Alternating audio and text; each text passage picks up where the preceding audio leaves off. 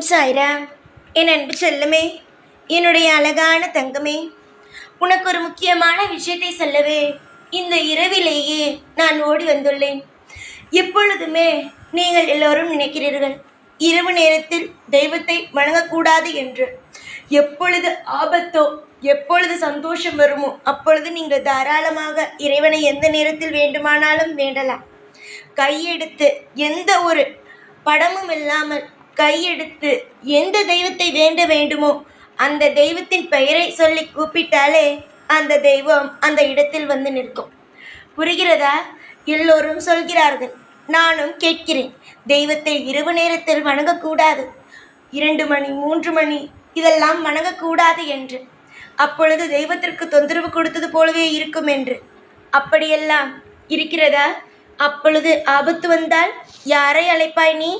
உனக்கு ஒரு ஆபத்து நடு இரவில், இல்லை ஏதோ ஒரு சந்தோஷம், அதற்கு நீ நன்றி சொல்ல வேண்டும் என்றால் நீ பூஜை அறையில் தான் போய் வணங்க வேண்டும் என்று அவசியம் அல்ல. நீ இருந்த இடத்திலிருந்தே சாயி எனக்கு நீங்கள் நல்லது செய்து விட்டீர்கள் என்று நன்றி கூறலாம். அதுவும் என்னை நீ எப்பொழுதும் வணங்கலாம். ஏனென்றால் நான் தெய்வம் என்பதை விட ஒரு அப்பா என்பதுதான் ஒரு உண்மையான ஒரு விஷயம். தெய்வம் என்பது மிக மிக மரியாதையான ஒன்று.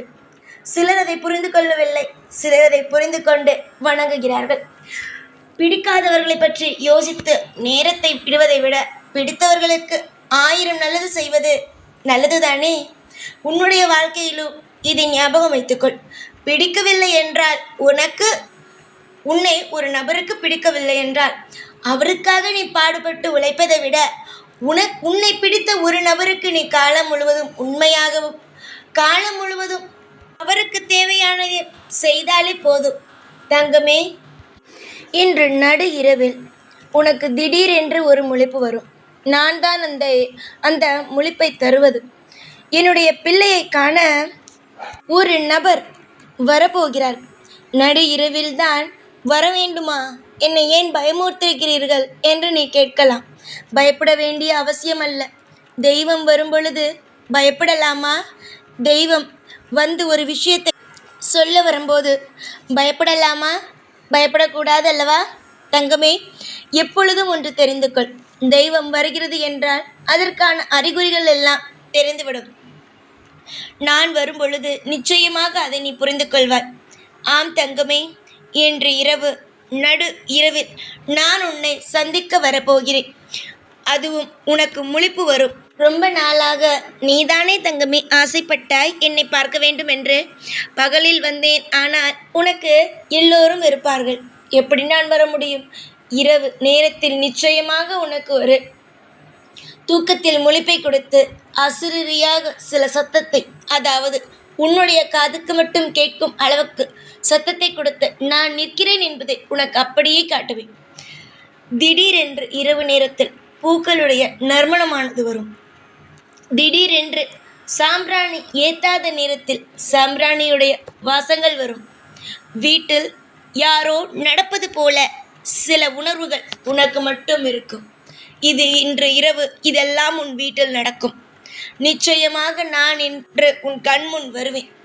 பல பேருக்கு நான் லீலையை நிகழ்த்தினாலும் நீ என்னிடம் சொல்வது, எல்லோருக்கும் லீலையை நிகழ்த்துகிறீர்கள், எனக்கு நிகழ்த்துகிறீர்களா என்று. நீங்கள் உங்களுடைய வாழ்க்கையில் எனக்கு நீங்கள் லீலையை நிகழ்த்துவீர்களோ அன்றுதான் சாயி நான் எல்லாவற்றையும் நம்புவேன்.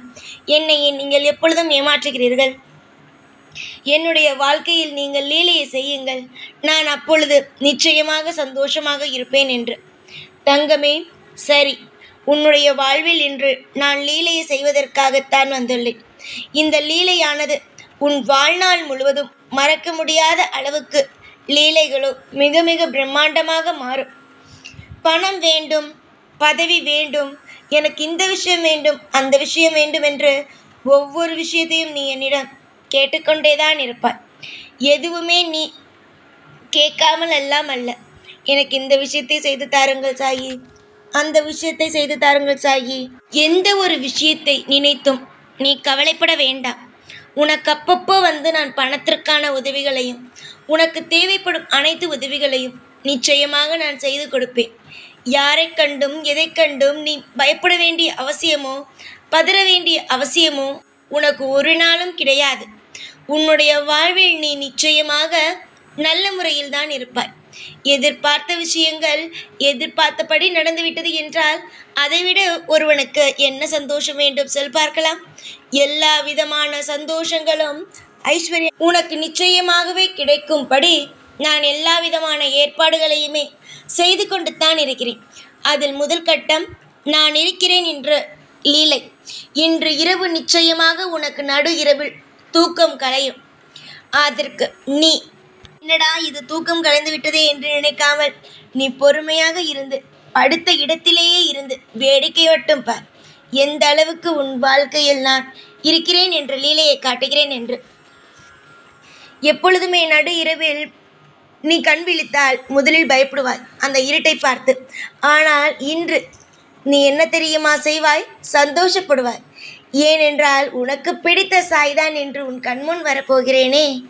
அவ்வளவு எளிதில் யாரு கண்ணுக்கும் தெரியாத தெய்வம் இன்று உன் கண்ணுக்கு தெரிந்தால் அதைவிட உனக்கு சந்தோஷம் என்ன? சந்தோஷமா தங்கமே? நான் இந்த வாக்கினை கேட்கும் ஒவ்வொருவருக்கும் ஒரு விஷயத்தை சொல்கிறேன். எந்த ஒரு காரணம் கொண்டும் யாரும் இல்லை என்று நினைத்து வருந்தாதீர்கள். எந்த நம்பிக்கையோடு இந்த வாக்கினை நீங்கள் கேட்கிறீர்களோ அதே நம்பிக்கை இன்று மட்டுமல்ல என்றுமே இருக்கட்டும். ஏன் என்றால் நிச்சயமாக இந்த சாய் உங்களுக்கு எல்லா விதத்திலும் உறுதுணையாகவும் பாதுகாப்பாகவும் இருப்பேன். இந்த சாயின் உங்களுக்கு மிகப்பெரிய ஒரு ஆசிரியர். வாழ்க்கை என்றால் இதுதான், வாழ்க்கையில் இப்படித்தான் இருக்க வேண்டும் என்று ஒவ்வொரு விஷயத்தையும் சொல்லிக் கொடுத்து உங்களுடைய வாழ்க்கையில் முன்பு இருந்ததை விட இப்பொழுது அதிகமாக நிறைய விஷயத்தை மாற்றியே விட்டேன் தெரியுமா? எவ்வளவு விஷயத்தை உன்னுடைய வாழ்க்கையில் நான் மாற்றியிருக்கிறேன். இனி வரும் காலங்கள் ஒவ்வொன்றும் உன் வாழ்க்கையில் பேரின்பத்தையே தரும். நிச்சயமாக தங்கமே, வாழ்க்கையை நினைத்து நீ கவலைப்பட வேண்டிய அவசியம் அல்ல. இந்த பதிவை நீ கேட்கிறாய். நிச்சயமாக நான் உன் கண்முன் வருவேன் இன்று இரவு. எனக்கு அதை தவிர வேறு வேலை? என்னுடைய பிள்ளைகள் ஒற்றுமையாக குடும்பத்தோடு ஒற்றுமையாகவும் குடும்பத்தோடு சந்தோஷமாகவும் இருந்தாலே போதும். அதுதான் எனக்கு மிகப்பெரிய திருப்தியே. காலம் முழுவதும் கவலையோடு இருப்பேன் என்று நினைக்க வேண்டாம்.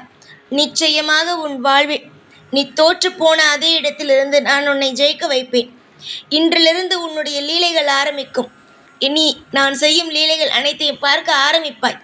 கண்டிப்பாக இன்றிலிருந்து ஒரு முடிவுக்கு வருவாய். எவ்வளவு பிரச்சனை வந்தாலும் நாம் சாயை தேடி போக வேண்டும் என்று நினைத்தோம். ஆனால் சாயை நம்மை தேடி வந்து விட்டார். இனி நமக்கு கவலையே இல்லை. எல்லாமே அந்த சாயை பார்த்து கொள்வார் என்ற ஒரு மனதில் ஒரு நம்பிக்கை வரும். நிச்சயமாக இன்று இரவிலிருந்து உன்னுடைய எண்ணமும் உன்னுடைய மனதில் இருக்கும் ஏக்கமும் மாறும். காலம் முழுவதும் நீ தோற்று போவாய். காலம் முழுவதும் கஷ்டத்திலேயே இருப்பாய் என்று யார் சொன்னாலும் நம்பாதே. காலம் முழுவதும் உனக்கு உறுதுணையாகவும் பாதுகாப்பாகவும் பல நல்ல வழிகளை உனக்கு கொடுத்து பல நல்ல வழிகளை உனக்கு அற்புதமாக செய்து தரவும் இங்கு நான் இருக்கும் பொழுது நீ எதையும் நினைத்து கவலைப்படக்கூடாது.